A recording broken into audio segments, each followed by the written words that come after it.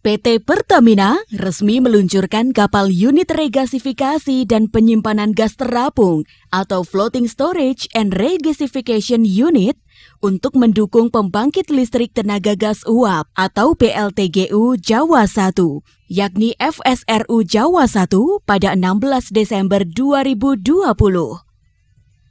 Prosesi penamaan kapal ini dilaksanakan secara virtual dari lintas negara, yakni Indonesia, Korea Selatan, dan Jepang. Setelah sukses melakukan sea trial dan gas trial, kapal tersebut secara resmi diberi nama FSRU Jawa 1. Peresmian dilakukan langsung oleh Direktur Utama PT Pertamina, yaitu Nike Widiawati, yang didaulat sebagai Godmother of the Vessel sebagai bagian dari perwakilan pemegang saham PT Jawa 1 Regas, yaitu PT Pertamina Power Indonesia, Marubeni Corporation, Sojitz Corporation, PT Humpus Intermoda Transportasi, dan Mitsui O.S.K. Lines. Direktur Utama Pertamina Nike Widiawati mengatakan, FSRU Jawa 1 ini merupakan fasilitas pendukung utama dan terintegrasi langsung dengan PLTGU Jawa 1, Karawang, Jawa Barat. Kemajuan proyek PLTGU Jawa 1 semakin lengkap dengan kehadiran FSRU yang sudah selesai dibangun di Busan, Korea Selatan. Pembangunan terminal kapal apung yang akan diintegrasikan dengan PLTGU Jawa 1 tersebut sudah dimulai sejak Desember 2018. Prosesnya kemudian dilanjutkan dengan pemotongan baja pertama yang dilaksanakan pada April 2019 di galangan kapal Samsung Heavy Industry yang berada di Busan, Korea Selatan. Kapal tersebut direncanakan mengarungi lautan dan akan memasuki perairan Indonesia pada Januari 2021. Kegiatan tersebut dapat terwujud berkat dukungan penuh dari seluruh pemegang saham yang bersinergi secara optimal. Kapal FSRU Jawa 1 tersebut memiliki kapasitas kargo penyimpanan liquefied natural gas sebesar 170.150 meter kubik dengan kapasitas unit regasifikasi 300 juta standar kaki kubik per hari.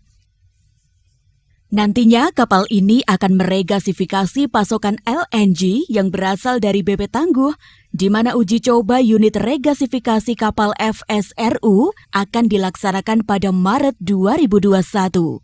Selanjutnya, akan dilakukan pengiriman gas melalui pipa sepanjang 21 km ke PLTGU Jawa 1 yang berada di Kecamatan Cilamaya Wetan, Kabupaten Karawang, Jawa Barat. Listrik yang dibangkitkan oleh PLTGU Jawa 1 akan dikirimkan ke Gardu Induk PT Perusahaan Listrik Negara atau PLN di Kecamatan Cibatu 2, Kabupaten Bekasi.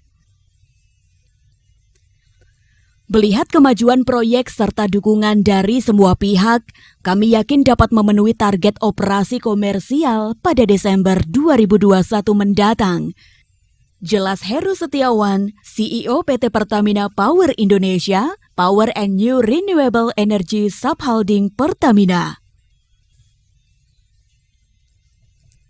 Pengerjaan proyek PLTGU 1 terintegrasi ini juga dilaksanakan secara kemitraan dalam setiap tahapnya.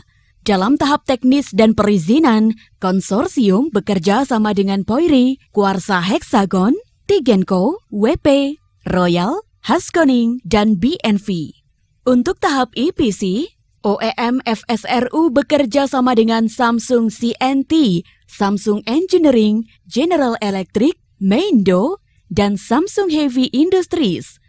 Terkait aspek legal, bekerja sama dengan Latham & Watkins, Sherman & Sterling, dan Widiawan. Sedangkan terkait aspek keuangan, bekerja sama dengan ING, Marsh, Tugu Pratama Indonesia, PwC, dan para lenders.